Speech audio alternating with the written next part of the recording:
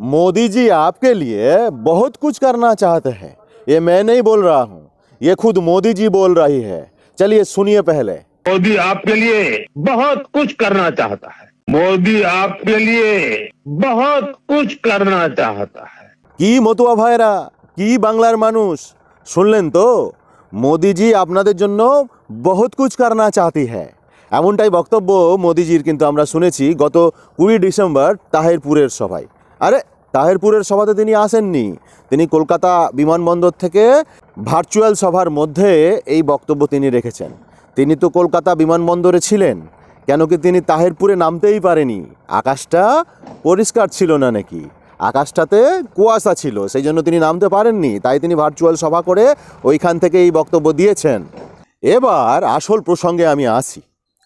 এই মোদিজি বাংলার মানুষের জন্য বহুত কুছ করনা চাহতে হ্যাঁ, এই কথাটা তিনি এখন কেন বললেন, আগে কেন বলেনি? আসল কথা হচ্ছে আগামীতে 26-এর বাংলার নির্বাচন আছে এবং এই নির্বাচনে বিজেপিকে ফায়দা তুলে দিতে হবে।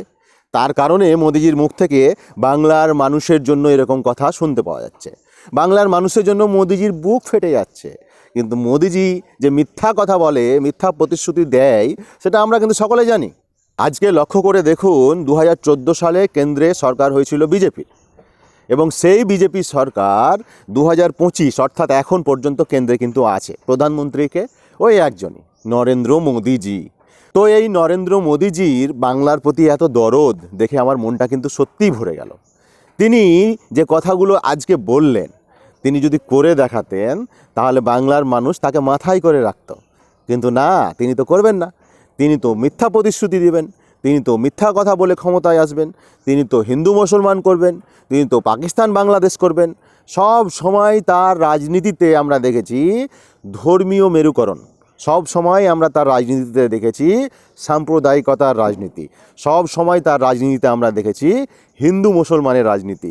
যখন তিনি দেখতে পাচ্ছেন বাংলায় তাকে গিলছে না, বাংলার মানুষ তাকে নিচ্ছে না, তখন নতুন করে বাংলার মানুষকে আবার ঢপে চপ বিক্রি করা শুরু করেছে। মোদিজি आप लोगों के लिए बहुत कुछ करना चाहते हैं। और अभी तो रुको, क्लाइमैक्स अभी बाकी। সত্যি যদি মোদিজির বাংলার মানুষের প্রতি এত দরদ, তাহলে এতদিন থেকে NRGS এর টাকাটা কেন বন্ধ? বাংলার মানুষের পেটে কেন লাথি মারছেন মোদিজি? প্রশ্নটা থাকছে।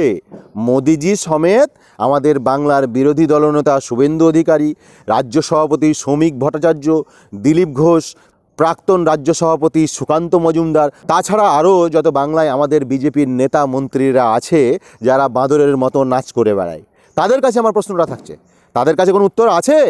আজকে এতদিন থেকে NRGS এর টাকা বন্ধ, বাংলার উন্নয়ন যাতে না হয়, বাংলার মানুষকে যাতে ভাতে মারা যায়, বাংলার মানুষ যাতে খেতে না পায়, তার জন্যই তো এই পরিকল্পনা।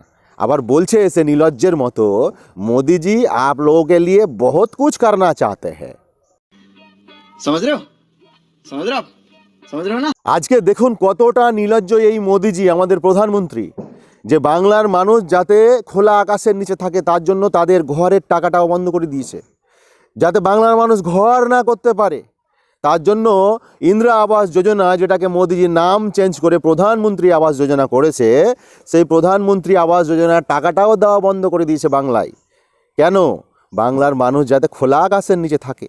বাংলার মানুষের প্রতি কোনো দয়া ময়া এই মোদিজির নাই। কিন্তু ভোট আসছে, দয়া না দেখালে তো বাংলার মানুষ ভোট দেবে না। তাই নতুন করে আবার বাংলার মানুষকে দয়া দেখানোর চেষ্টা এই মোদিজির। আরও সম্প্রতি ঘটে যাওয়া কয়েকটা ঘটনা আপনাদের বলি।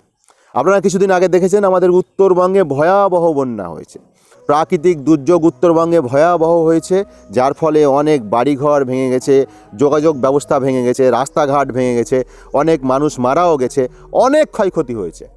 মোদিজির নেতা মন্ত্রীরা সেখানে যায়নি, এমনকি মোদিজি সেই উত্তরবঙ্গের মানুষের জন্য কিছু ভাবেনি। তার কাছে বন্যা রিলিফ ফান্ডের যে অর্থ আছে সেই টাকাও তিনি কিন্তু দেননি, উত্তরবঙ্গের মানুষকে সহায়তা করেনি। আর এই মোদিজি বাংলার মানুষের জন্য বহুত কুছ করনা চাহতে হ্যাঁ। বাংলার মানুষ যখন বিপদে, উত্তরবঙ্গের ভয়াবহ বন্যায় বাংলার মানুষ যখন বিপদে, উত্তরবঙ্গের মানুষ যখন ত্রাহি ত্রাহি করছিল, তখন এই মোদিজির দেখা ছিল না। এখন উত্তরবঙ্গের মানুষ ভালো আছে, মমতা বন্দ্যোপাধ্যায়ের নেতৃত্বে ভালো আছে। মমতা বন্দ্যোপাধ্যায় ক্ষতিগ্রস্ত মানুষদের পাশে ছিল, মমতা বন্দ্যোপাধ্যায় যোগাযোগ ব্যবস্থার জন্য তাড়াতাড়ি ব্রিজ করে দিয়েছে।